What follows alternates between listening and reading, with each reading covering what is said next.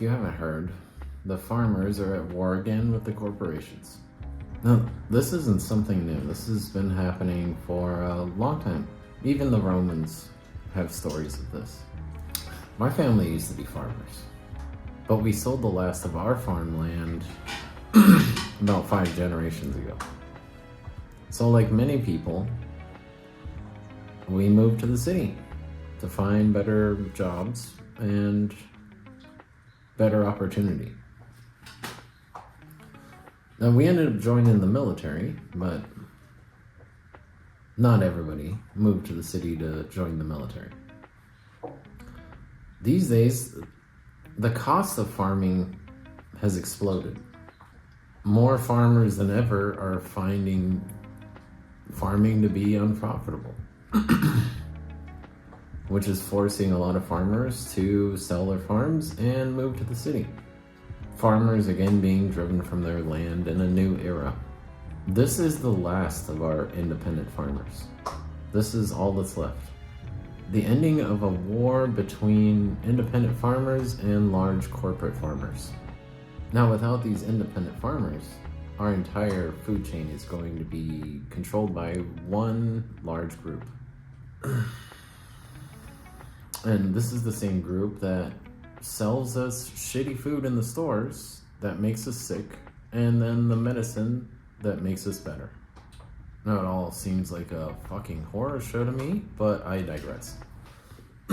So this has been a long process, but these days farmers can't compete against corporations that own the input and output of farming. They control the prices, the sales, and most of the land. Now these corporations do have different names, but they're owned by the same giant hedge fund. So it's like a monopoly wearing a diversity cloak. After they push these small farmers out, they'll have complete control of our food supply. A farming market without competition will always drive prices higher. Without competition, there's no incentive not to drive prices higher. And I know it looks evil. These corporations just destroying farming for all these independent farmers.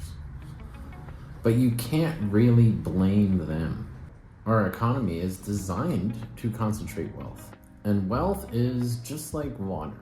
Water that flows down a riverbed made by millennia of human bureaucracy. This water comes from humans interacting with the natural world. It just flows where we direct it. And just like a river, we like to dam up that water into large reserves or lakes. And we've got all kinds of reasons why we do this.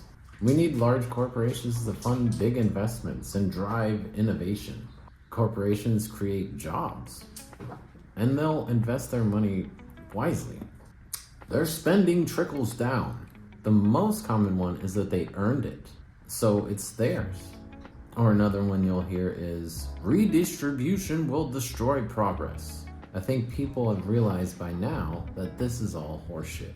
More and more people are starting to see the river, starting to see the dams, and they're starting to see that the economy is doing exactly what it was designed to do. And a lot of us are starting to chant a familiar chant. We need change. We're all outraged. But be careful with your anger. It is a justified anger, but make sure you point it in the right direction. Don't point it at the guy on the other side of the street. He didn't design the economy. Don't point at the politicians to fix it when we know money buys political power. Point at the river. Point at how we direct wealth, where it flows. That is how we come together, not by focusing on the outputs or the beneficiaries of a corrupt river, but the river itself.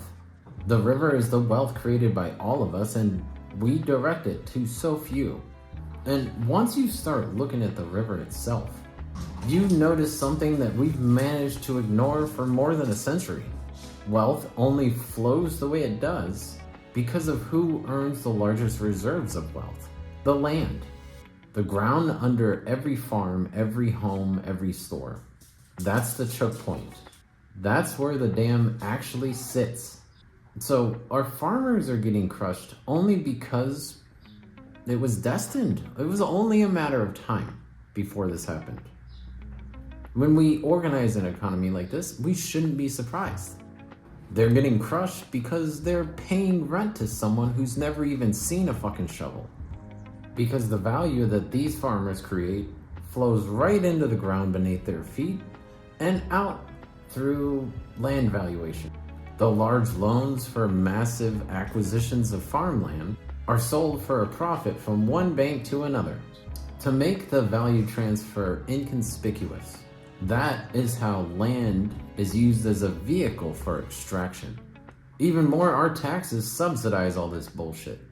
Let that sink in. Listen to it again if you need to, but you might notice it's a pattern that you've seen before, somewhere in your life.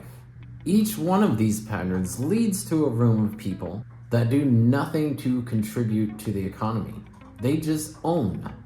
And they do the best they can to convince us that we can all get there someday, only if we work hard enough. That's key. I think we're all kind of done with this bullshit too, right? I mean, we've heard it for long enough. We've seen our productivity rise over time, but our wages stay the same. So obviously, bullshit. This has been happening for decades. I mean, come on. So obviously, it's time to change things. Not generations from now, right now. We want change now. We can come together now. First, notice what divides you between people. What makes them different? Their different opinions and lifestyles? Let me tell you a secret. Culture needs a variety because humans are not a fucking hive organism. We require variety to solve problems. Innovate and create a growing culture, not a dying one. You can try to trap humanity in a mold, but it'll break the fuck out. So let's break the fucking mold. Imagine an economy where farmers don't have to work their entire lives to enrich their landlords or the banks or the giant hedge fund.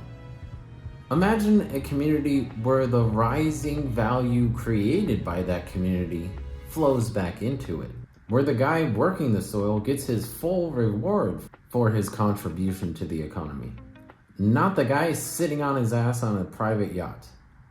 Imagine if we diverted wealth away from people that don't actually do anything to the people that actually do something. How? How do we do that? Oh, simple. Once most of us can grasp it, which isn't easy. Diversion from the status quo? Well, school does a great job of training that out of us from a very young age. So young that we're not really able to understand reason when we start education. This is why we start education soon. Brainwashing is easier then. Anyway, it's simple.